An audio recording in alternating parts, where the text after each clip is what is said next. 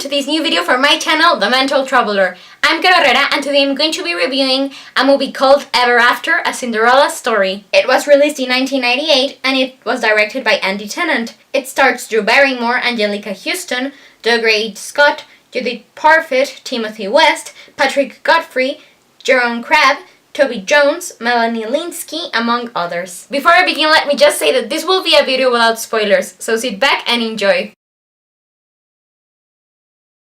My older sister loved this movie, so when I was growing up, I used to watch it with her. It has always captured my imagination, my heart, my attention, and it never grows old for me, despite my countless rewatches. I believe that this may be the movie that I rewatch the most, maybe. And it's not my favorite movie, but for some reason I don't get tired of it and I can watch it a lot. It's my favorite take on the Cinderella story and I just love its trailer. It was one of the first ones to use period dramas with a modern soundtrack.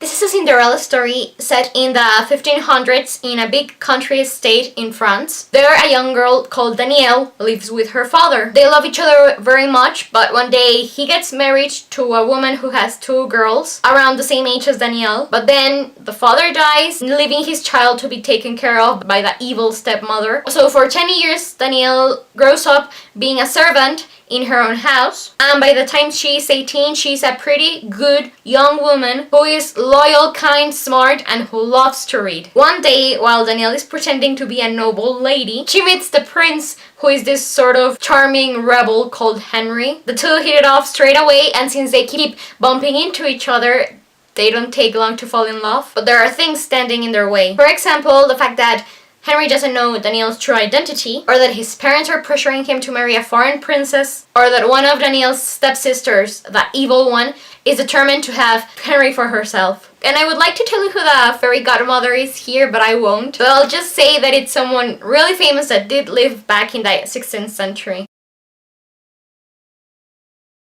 I give Ever After, a Cinderella Story a 5 out of 5 stars review. I recommend it to everyone because even though it has its flaws, it's such an important part of my life that despite the fact that it's not perfect, I can't help but love it. I love that it has this sort of fantasy fairy tale feeling to it, even though there's no magic involved. Because of the landscapes and the settings, it was shot in France. They're breathtaking and the love story is just perfect. I find it totally believable and charming. And I also love Danielle because I see her as a feminine, good and noble girl who can still defend herself and has a thirst for knowledge that just goes on to prove that women are complex and can't really fall under just one stereotype. And in a way, I think that Danielle was way too advanced for her times. And she would also be a feminist icon in a way. I believe that for the moment is all I have to say about Ever After, a Cinderella Story. I'm keeping my fingers crossed that you enjoyed it, but please let me know what you thought of it and share with me your thoughts on the movie. In the description box below you can find a link to the film's IMDb page. Thank you very much for watching this video. I'm Carolera, the Untitled Traveler, and I wish you a wonderful day wherever you are in the world.